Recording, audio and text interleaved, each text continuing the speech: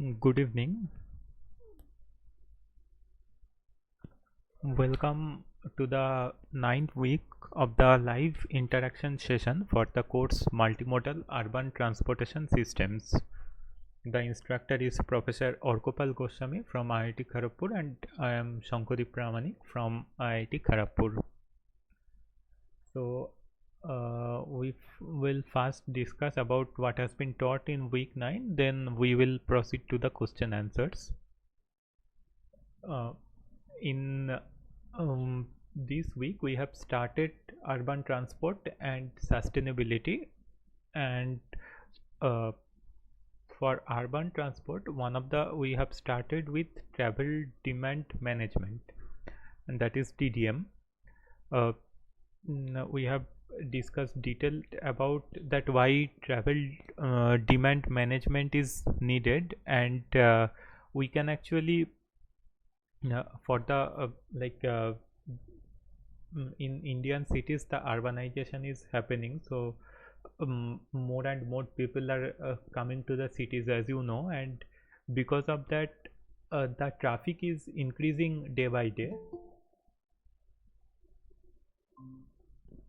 So because of that the traffic is increasing day by day, so to manage this growing traffic, we there are two options. One is to manage the supply side and one is to manage the demand side.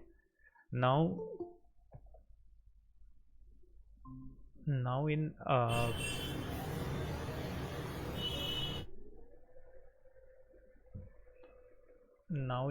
travel demand management uh, we generally manage this demand of the transportation, and we have discussed about how the society can be benefited through this travel demand management. For that we have discussed two measures. One is a push and one is pull measures. For the push measures we have discussed different strategies like congestion pricing, parking, and other push measures like traffic calming and speed limits, etc. And for the pull measures we have discussed about how to attract the people towards the public transportation with a better facility, or giving different facilities like bus rapid transit system, or improvement of the pedestrian or bicycle lanes, these kind of facilities. Also how to design the streets in a complete street concept, so that more and more people are influenced to use the non-motorized transportations. Also then we have discussed about parking studies, that how different type what are the different types of parking, like on street or off street, and what are the benefits of different types of parking. And then we also discussed about how to calculate the demand for parking, and in this context we have discussed different terminologies. And lastly we have discussed about transit oriented demand, and its different guiding and supporting principles of this transit oriented demand. So with this we have completed this week. Now I am moving to the question answers. First one: what is the limitation to the demand side of TDM? Increase congestion, increase parking demand, take time to see the benefit, higher initial cost. You can post in the chat box.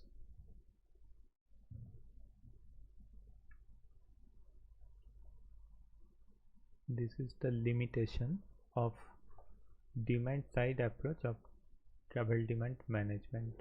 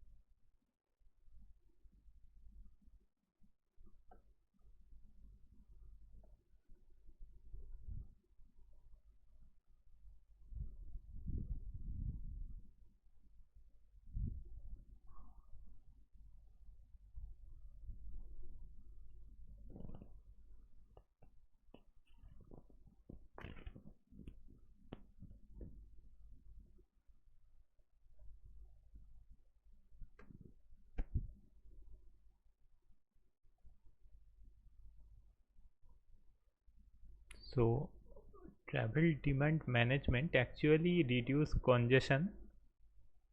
It also reduce the parking demand and in some cases, and uh, also lower the infrastructural cost.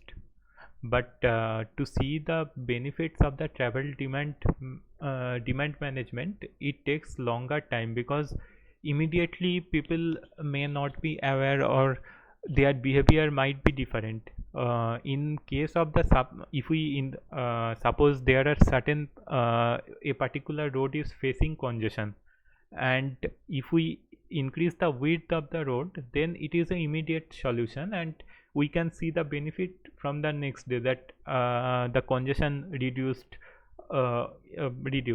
But for demand management, it takes time to see the benefit, because people need to be habituated, and it actually takes a longer time to for people to adapt with this system, and because of that it takes time to see the benefit.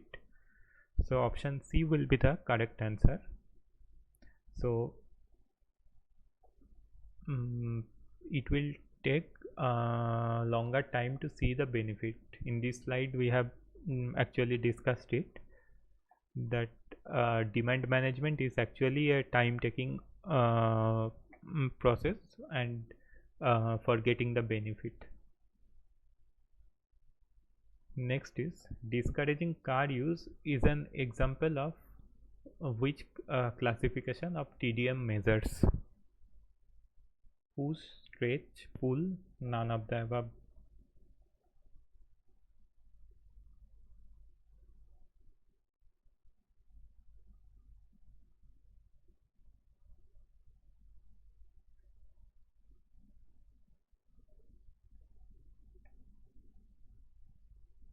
Correct.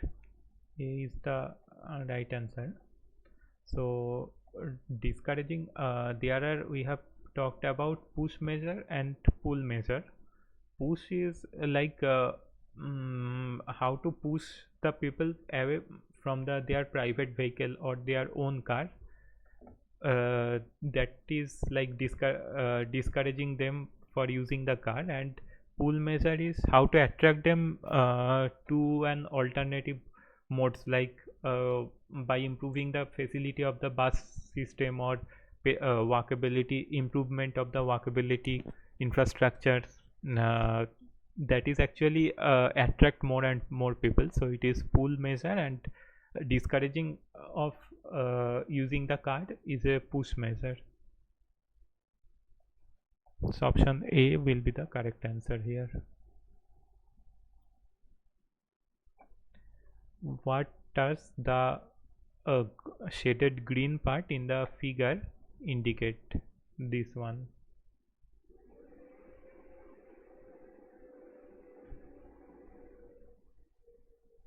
So it is actually related to road pricing, and private cost and social cost curves are given, and demand curve is also given. Mm.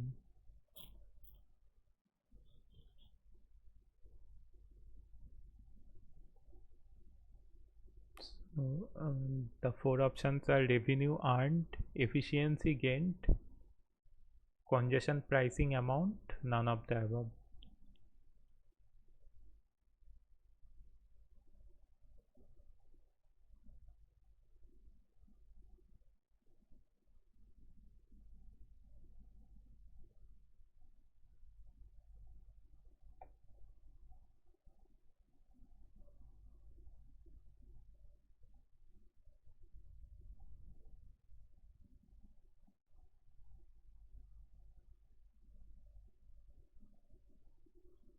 So um, this curve is related to the congestion pricing, and this yellow shaded portion is the toll revenue, the revenue generated from the toll, and this green color is actually the efficiency gain. So it is basically the difference area of the curve, that is the difference between this social cost and this point of demand and private cost cut point. So this portion is efficiency gain. Option B will be the correct answer. Next is the following example is of which type of parking? Off street, on street, indoor, none of the above.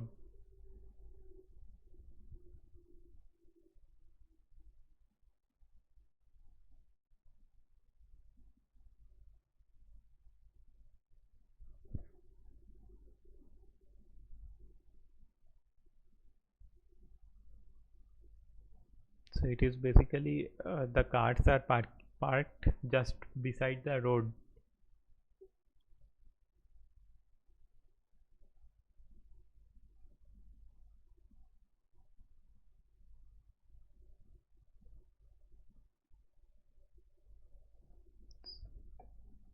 We have talked about two types of parking facility. One is off street and one is on street. So as the no, it is not off street, it is actually on street parking. So we have talked about these two type of facility. One is on street parking and one is off street parking.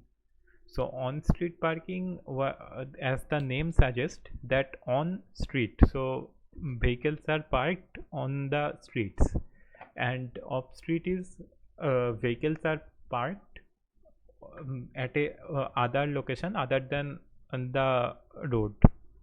So it is basically on street parking is like this, that vehicles are parked just beside the curve or alongside the car, but for off street facility there may be multi-storied car parking or a particular designated area where people park their car. So these kind of facilities are off street car parking, and these kind of are on street car parking.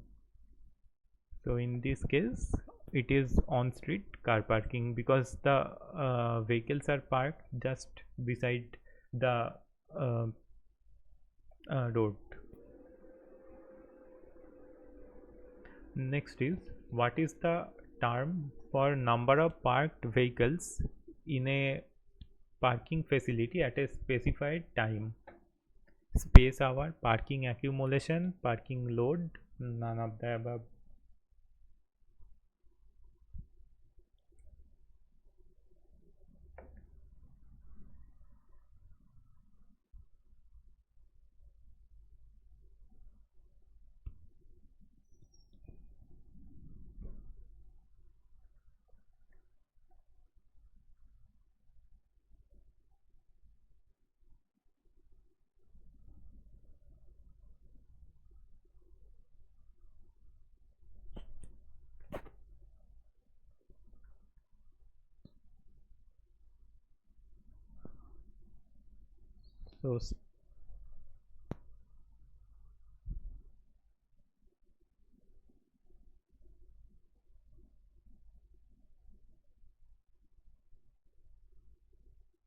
So space hour basically unit of parking that defines the use of a single parking space for a period of 1 hour. So uh, for a particular one space, how the use of this particular space, that is basically defined as space hour.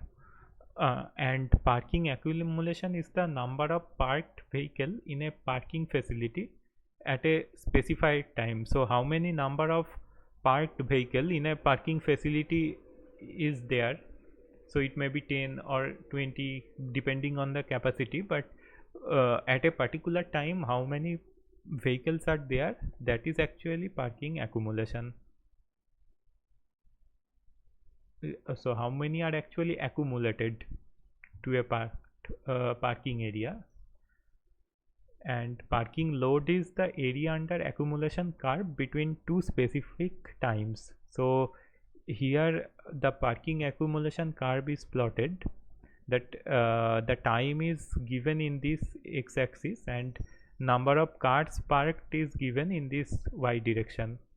So as the time increases, the number of parked car is increasing, and after a certain point the number of parked car is decreasing. So area under this curve is actually parking load, and parking accumulation is at a particular time how many number of cars are there. So in this question, the number of parked vehicles in a parking facility at a specified time is parking accumulation.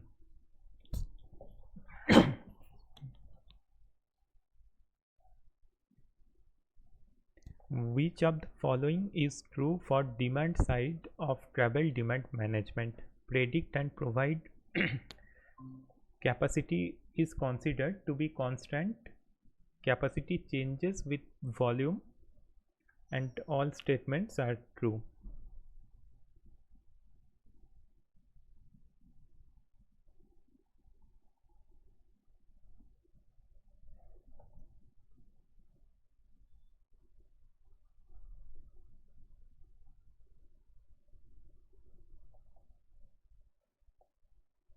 It is for the demand side.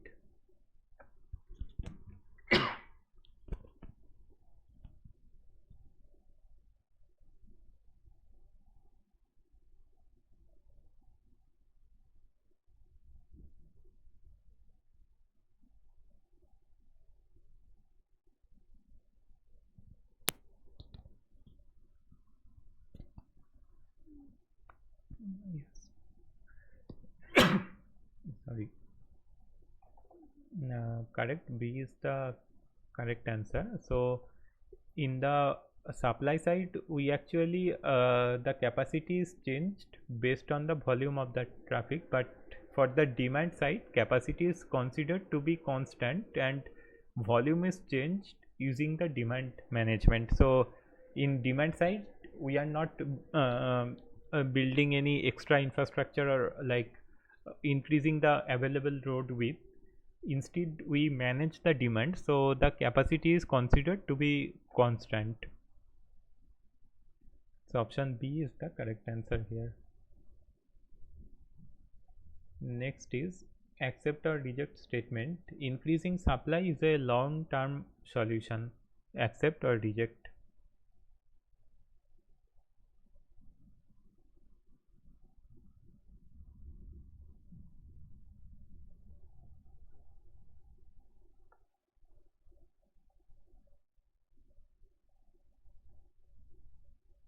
It means that increasing supply takes a long time to reflect the benefit.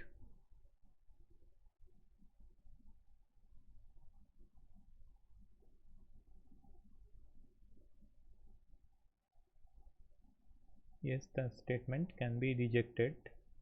So increasing supply may give an immediate solution, like whenever you are increasing the road width or the facility width, so in the next day you can see the benefit, so it is a immediate solution for solving the congestion or other problems. So in this statement it is false. Demand management is actually a long term solution. Next is travel demand redistribute the travel demand. Actually it is travel demand management.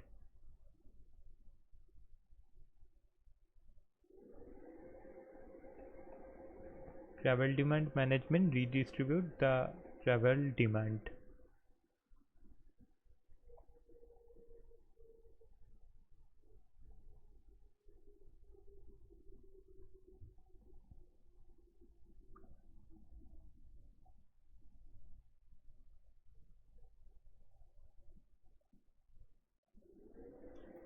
It is true because it actually in travel demand management we actually distribute the demand in maybe we segregate them according to time or maybe cost. By different measure we can manage this demand. So it is a basically a demand management strategies. So travel demand management is a policy for actually mitigating traffic congestion problems by reducing and redistributing the travel demand instead of increasing the transportation supply. So it is basically reducing and redistributing the travel demand. So this will be accepted.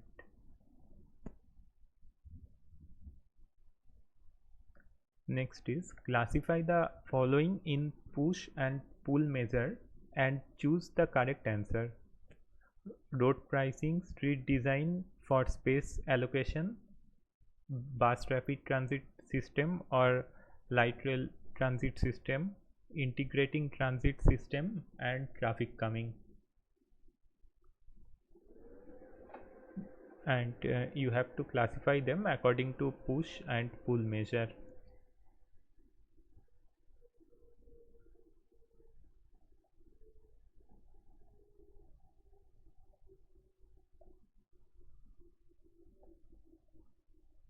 Pull actually attracting them, the public, to a particular facility, and push is actually to influence them or discourage them in using their personal automobile or personal mode of transportation.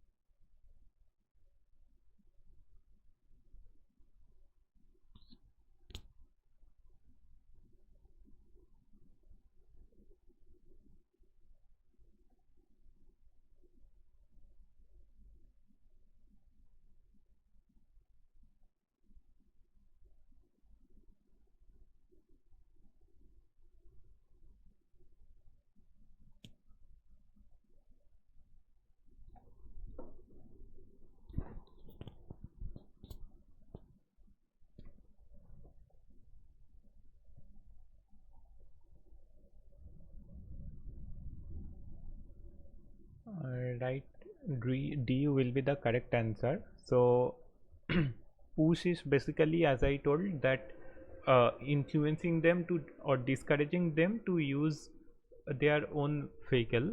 So by in congestion pricing or road pricing, we can discourage them to use particular area, maybe the CBD area or any particular area where the congestion is a problem. We can use the congestion pricing or road pricing or toll is like a push measure. Similarly, traffic calming is also another push measure. uh, and street design for space allocation, BRT or LRT or integrating transit system, these all are actually influencing them so that they can use more and more the public transportation system.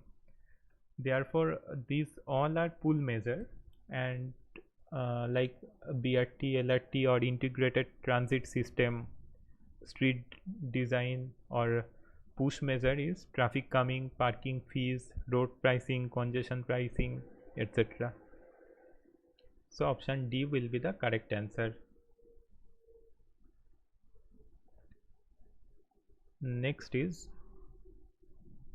adjusting pricing every hour to shift travelers from peak to off peak hour is an example of parking pricing, vehicular restriction, congestion pricing, none of the above.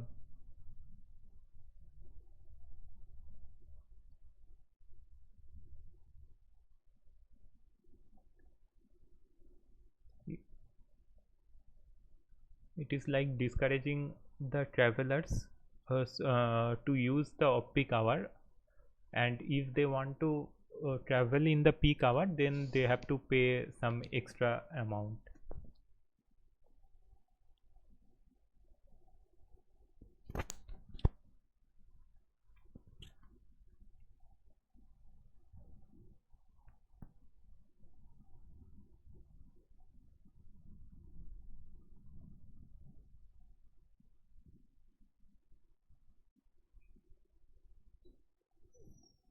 Yes, C is the correct answer. It is basically congestion pricing, so that in peak hour we know that the congestion is happen in a particular CBD area or the busy areas. So if we influence the traveler to travel in the off peak hour, then the congestion can be reduced. It is also a travel demand management policy and known as congestion pricing. We are imposing a price for the congestion. Next is, which of the following is a tool of parking pricing? Parking pass, pay box, in vehicle meter, all the above.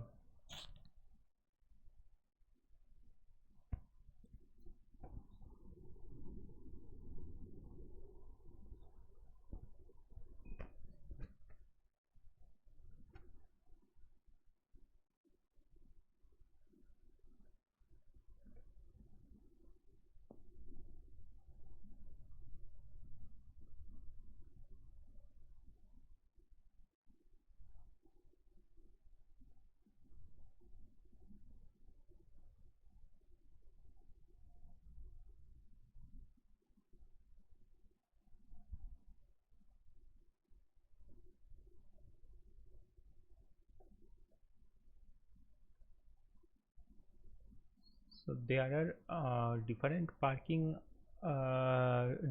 tool for parking. So to collect these parking fees, some of the methods are issuing parking pass, pay box, in vehicle meter. Also there are like someone attendant is there to collect the parking fees.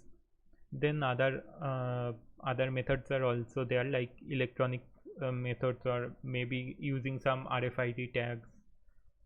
So all these are the example of tool of parking pricing.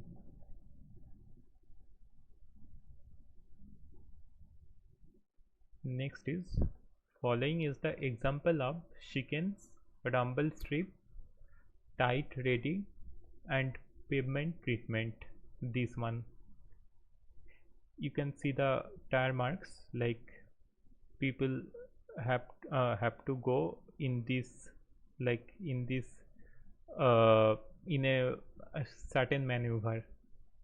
They cannot generally go straight.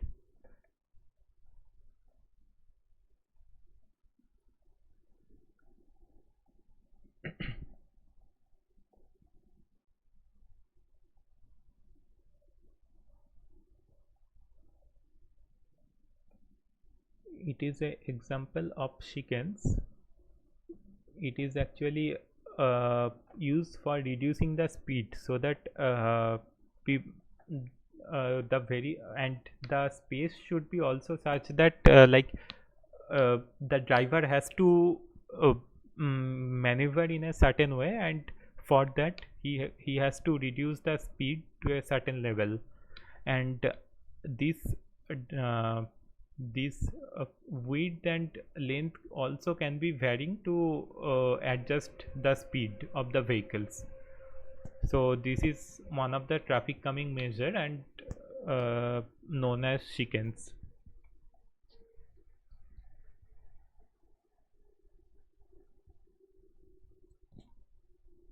And rumble strip, basically this kind of thing is rumble strip.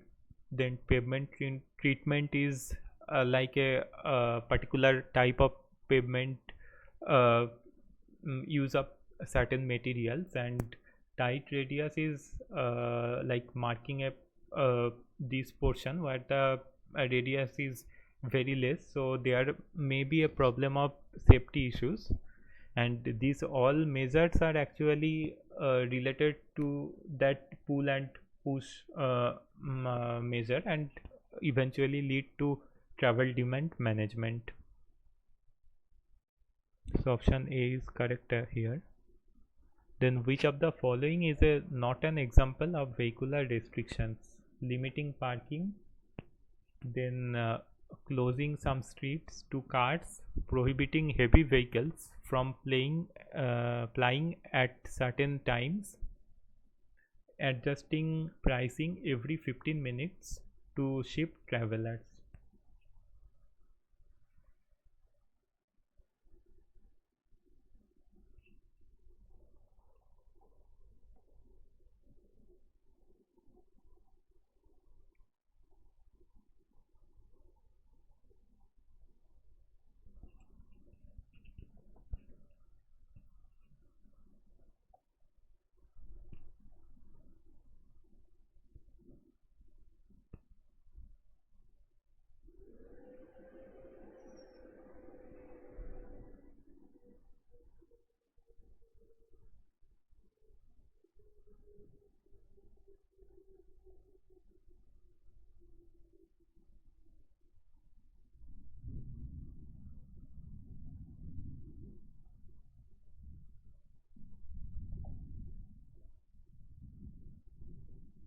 Here it is saying not an example of vehicular restrictions, means uh, it is mm, correct.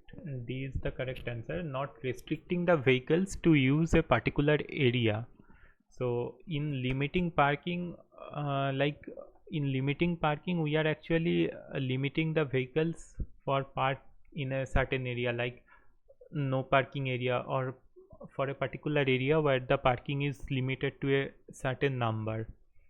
Then closing some streets to cars, it is basically some streets known as pedestrian streets where only people can walk and no vehicle can enter in these areas, so it is kind of vehicular restriction. Then third is prohibiting heavy vehicles from plying at certain times. Like in different cities, the heavy vehicles are banned from travel in the daytime, and they can only ply on the night time. So this is also kind of a vehicular restriction. But adjusting the pricing every 15 minutes, that is the congestion pricing, it is actually not restricting the vehicles from coming to a particular area, but it is actually redistributing the times or shift the travelers from the peak hour to off peak hour. So this is not an example of vehicular restriction, but these all three are the kind of a vehicular restriction.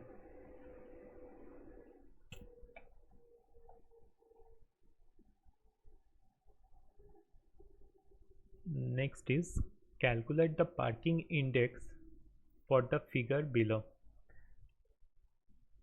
So there are three parking space and five cars are coming in different times, and it is basically the graph of number of vehicles at a particular time, and time is noted in this axis, x axis, and number of vehicle is in y axis.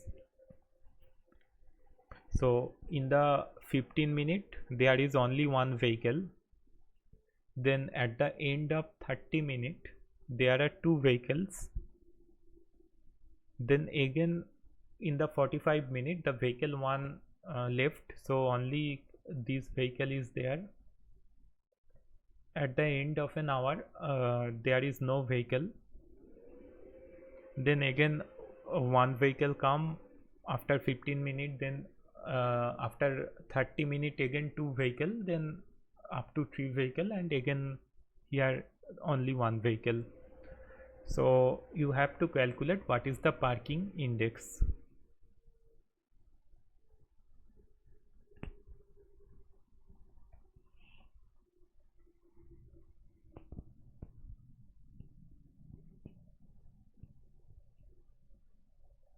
I am giving some time to calculate, then I will discuss.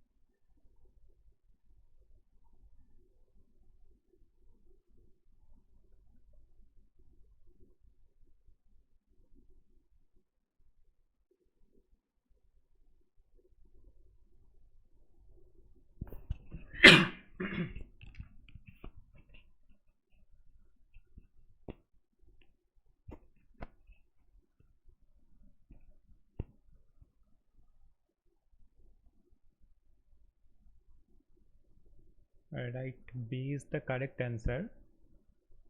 So parking index, it is in this question is calculated, I think, in the lectures, but I think there is some minor mistakes. So it will, I am discussing this question. I here the parking index we need to find out, and parking index is basically parking load divided by parking capacity. Now parking load is the area under the accumulation curve between two specific times. So in this case the time given is 2 hours actually, 110 minute here given, and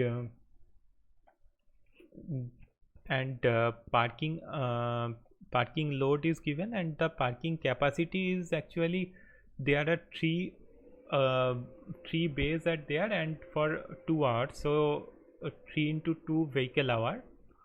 And parking volume, there are 5 vehicles are parked here, so total number of vehicle is 5. Now to parking load is the area under this curve.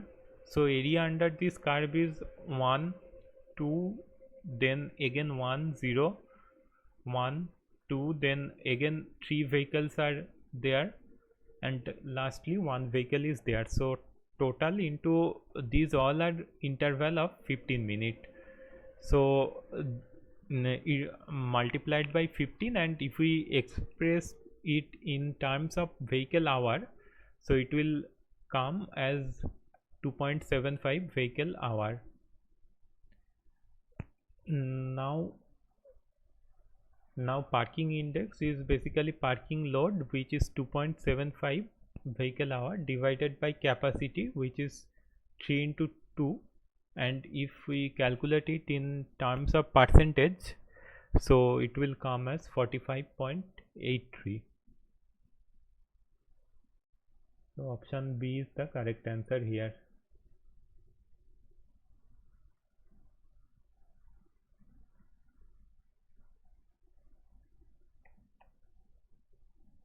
Next is, the owner of a parking garage located in a CBD has observed that 20% of those wishing to park are turned back every day during the open hours of 8 a.m. to 6 p.m. because of lack of parking space. An analysis of data collected at the garage indicates that 60% of those who park are commuters with an average parking duration of 9 hours. The remaining are shoppers whose average parking duration is 2 hours. If 20% of those who cannot park are commuters and the rest are shoppers, and a total of 200 vehicles currently parked daily, so determine the number of additional space required to meet the excess demand. Assume parking efficiency of 0.9. So a owner has seen that 20% of those who are willing to park are turned back, and among these 20%, 20% are 20% are commuters and 80% are shoppers. So these 20% again distributed in 20% and 80% between commuters and shoppers. And currently 200 vehicles are parked there, and an analysis of data shows that of these 200 vehicles, 60% are commuters with a average parking duration of 9 hours. So 60% are commuters with 9-hour parking duration, and rest are shoppers. So 40% are shoppers with 2-hour average parking duration. now we need to calculate that if we want to accommodate this 20% to meet the excess demand, what will be the required additional space, and assume the parking efficiency is 90%.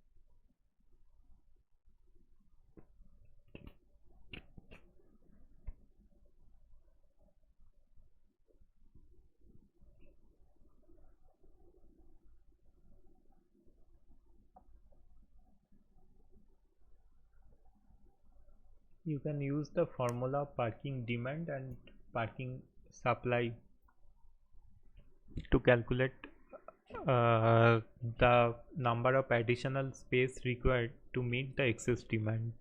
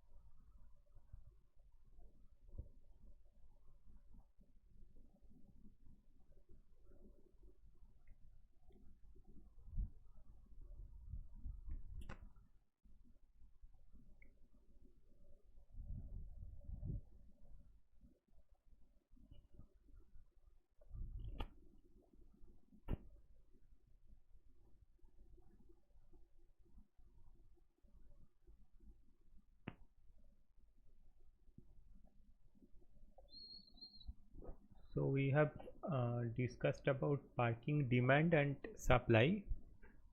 Parking demand is space vehicle hours of demand for a specific period of time is the summation of number of vehicles parked in a particular duration and average parking duration. So we first need to analyze what is the demand for parking. So total demand considering these 20% who are turned back due to unavailability of space. Now if we calculate it, so there are two types of classes of for parking duration. So only commuters and shoppers parked at that particular place. So n is 2. Now number of commuter vehicle parked is here you can see that 60% those who parked currently are commuters. So 60% of 200. And what is their average parking duration? It is 9 hours. So it is 9 hours. Similarly 60% are commuters and 40% are shoppers, and their average parking duration is 2 hours. This is currently served. So this portion is accommodated with the current parking facility. Now there are 20% people, 20% those who want to park are turned back. So additionally we need certain parking facility. For that the total number of vehicles who cannot park there is 20% of these 200 vehicles which are currently parking. So it is 50 vehicles, and among that there is a proportion of 20% of commuters and 80% of the shoppers. So 20% of the commuters is 0.2 of 50 and 80% is shoppers. So 0.8 into 50, and average duration of the parking for the commuter is 9 hours and for shoppers it is 2 hours. Now if we calculate the total space hour demand for that particular area, is total space hour that is currently served and additionally how much we require to accommodate that 20% who are turned away. So for that we just add all these values. So one is 0.6 200 and their 0.6% of 200, and their average parking duration is 9 hours. And for the shoppers it is 2 hour average duration, and they are 40% of the total vehicle, 200 vehicle. And total who are turned away, among that 9 vehicles are 9 hours for each commuters, and 50 vehicles are there. So 0.2% of that are commuters and 80% are shoppers. So 0.2% are commuters who are parking for 9 hours and 80% are shoppers who are parking for 2 hours.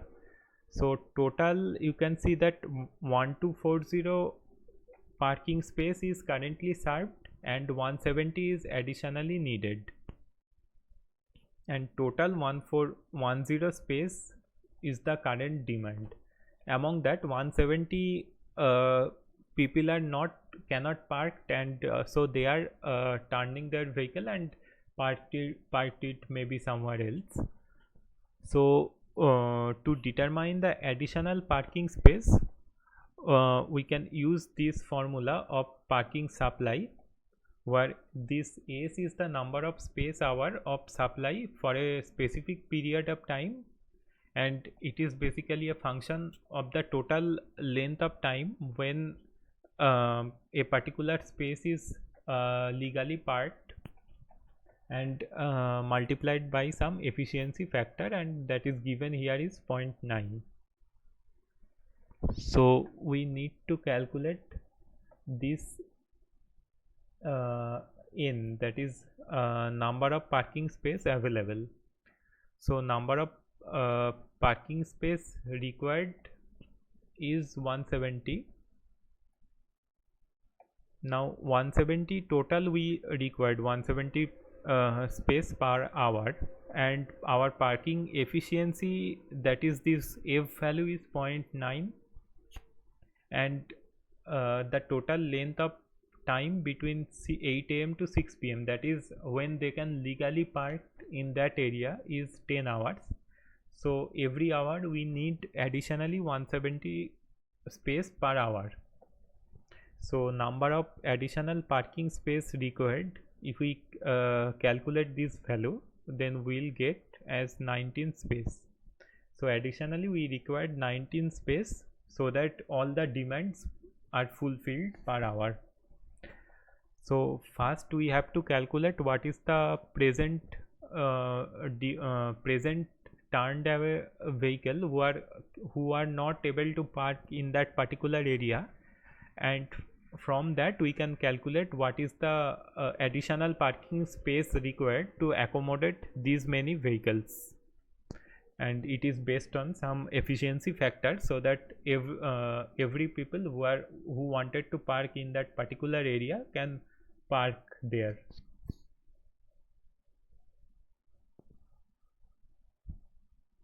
So 19 will be the answer here.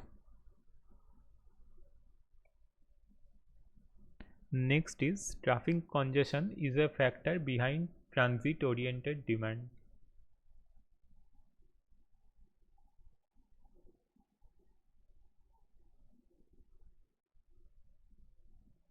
Transit,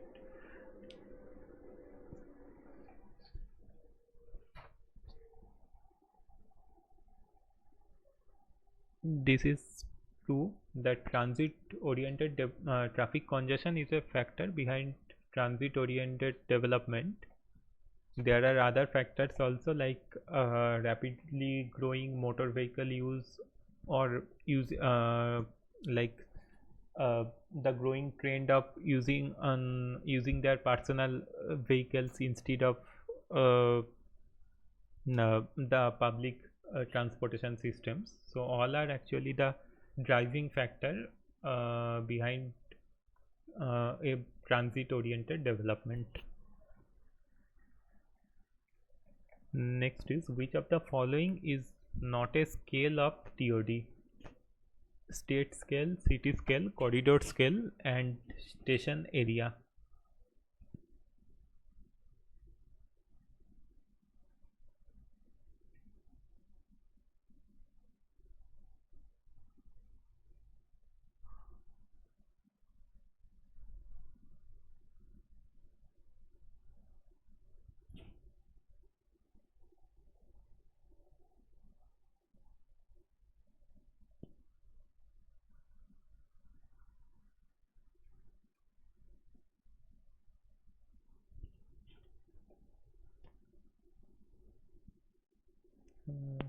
Option A is the correct answer. So there are different scale, and like city scale or corridor scale, station scale, or a particular area, but this state scale is quite a large, and it is very much impractical or difficult to implement the transit oriented development in a state scale. So this is not a scale for TOD. All these are for a particular area, or which can be manageable actually. So option A is the correct answer here. Last is, which of the following is a TOT supportive principle? Multimodal integration, informal sector integration, mixed land use, safety and security.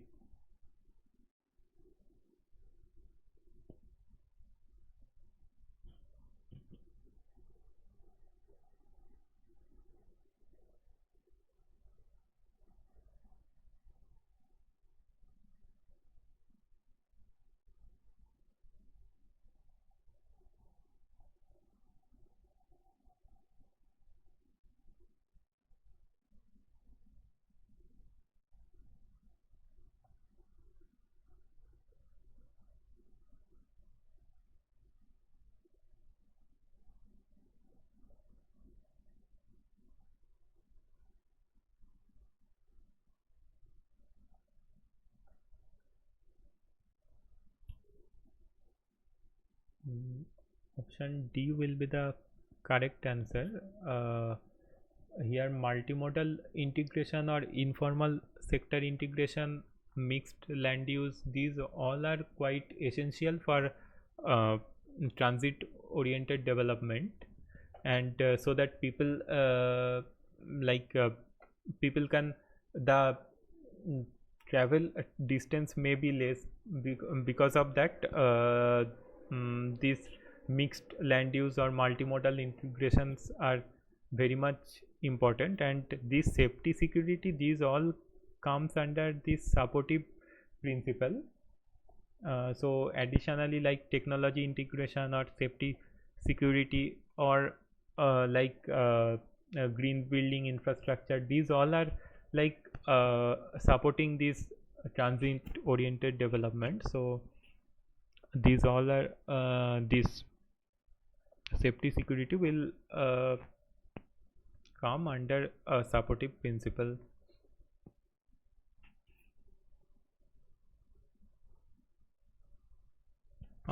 That's all for this week. Thank you for joining. uh, we'll again meet on next Monday with week 10.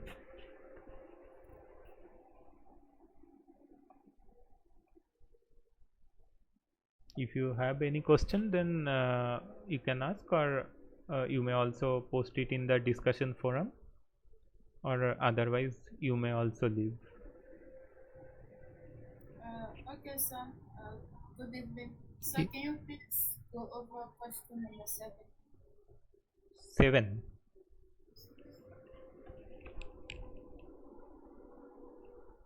This one. This one.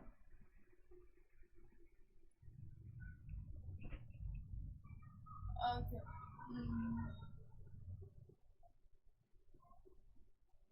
Oh, it's okay. It's okay. Yes.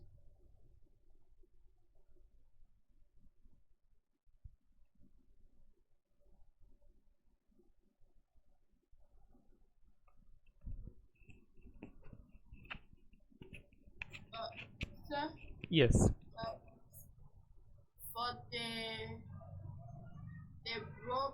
road pricing for private and social cost of congestion, is the total revenue the same as the revenue in Mm, Sorry. for road pricing Yes. for private and social cost of congestion? Is the road is the revenue for the same as the revenue in? Mm, for road pricing, the revenue, like, is this uh, in this context? Yes, yes, yes.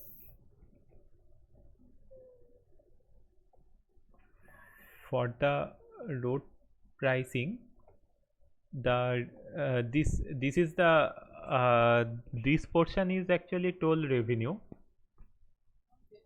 and this one is efficiency gain. So So the total revenue is the same as the revenue in. uh, revenue earned and toll revenue, yes. Yes, it is same.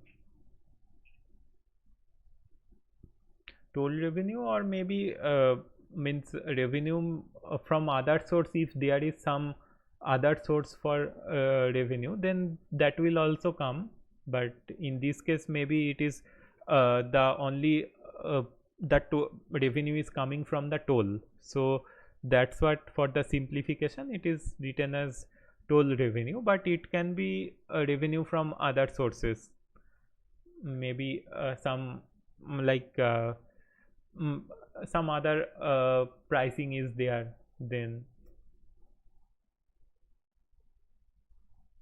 like congestion pricing or other kind of uh, pricing is there,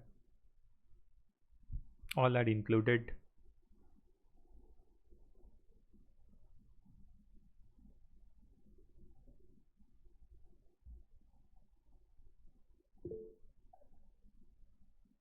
Yeah, welcome.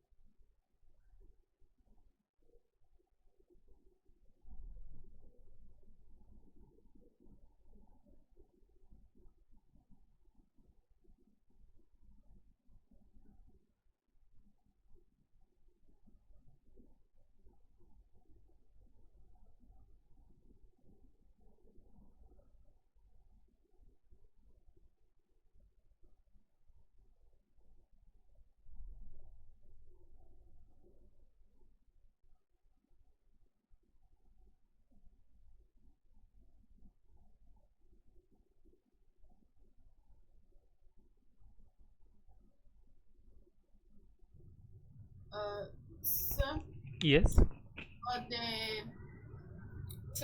travel demand management policy, Yes. can we say that the definition is the same as the objectives? Definition is same as objectives. Yes, yes, I'm asking.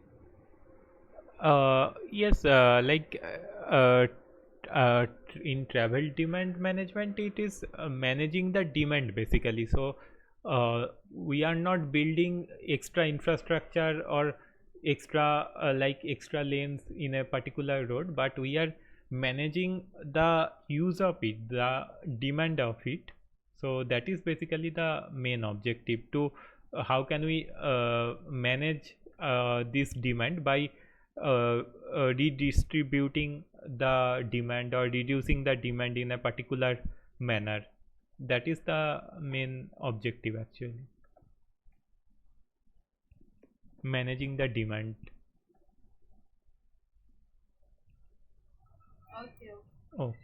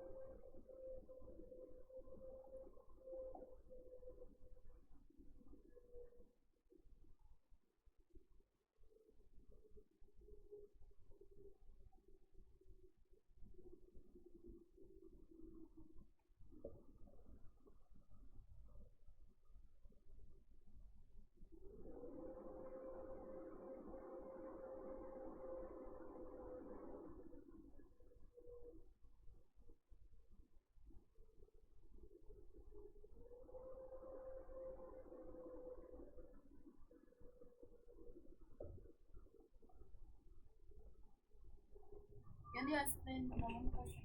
Yes, yes, sure.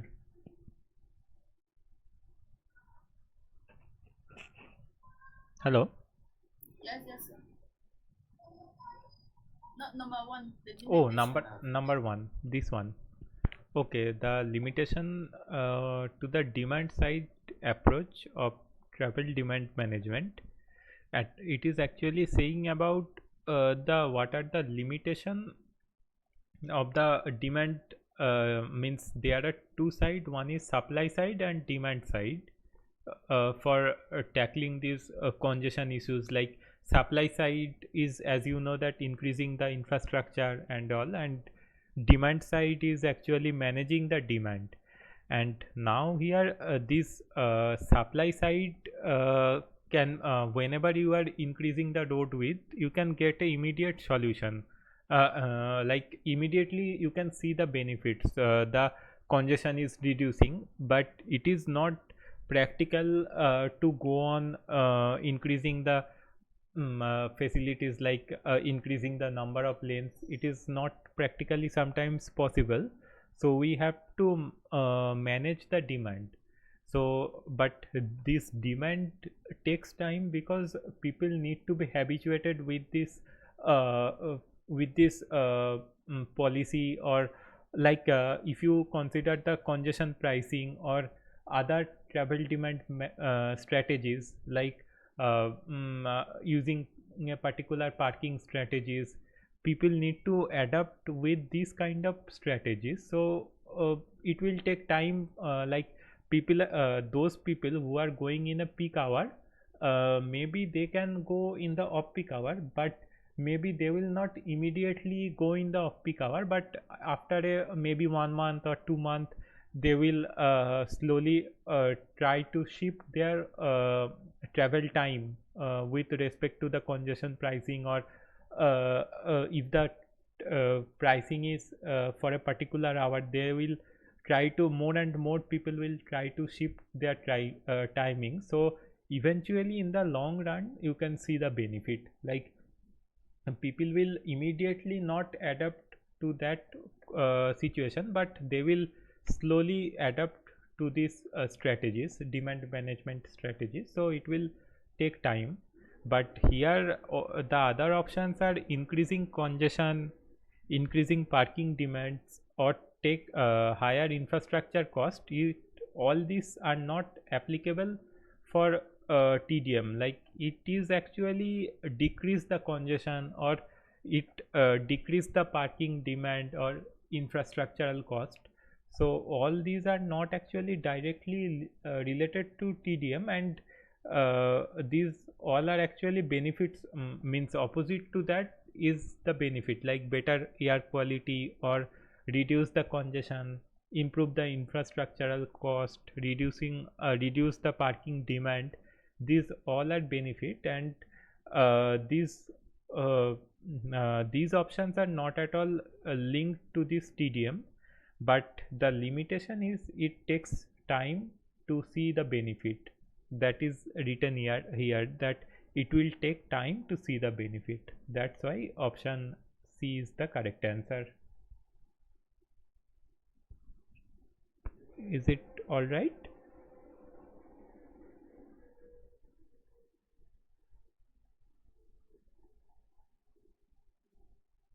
Yeah.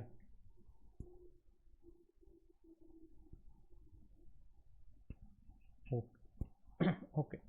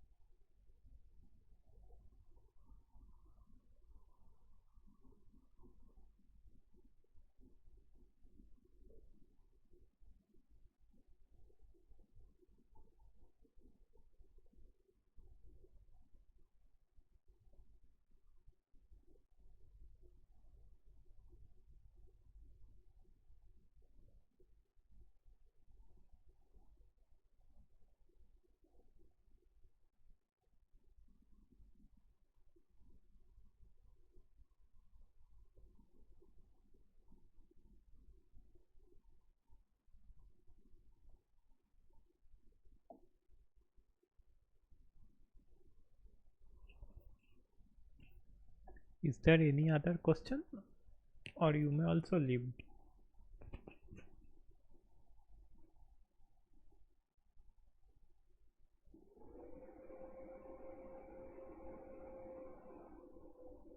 Okay.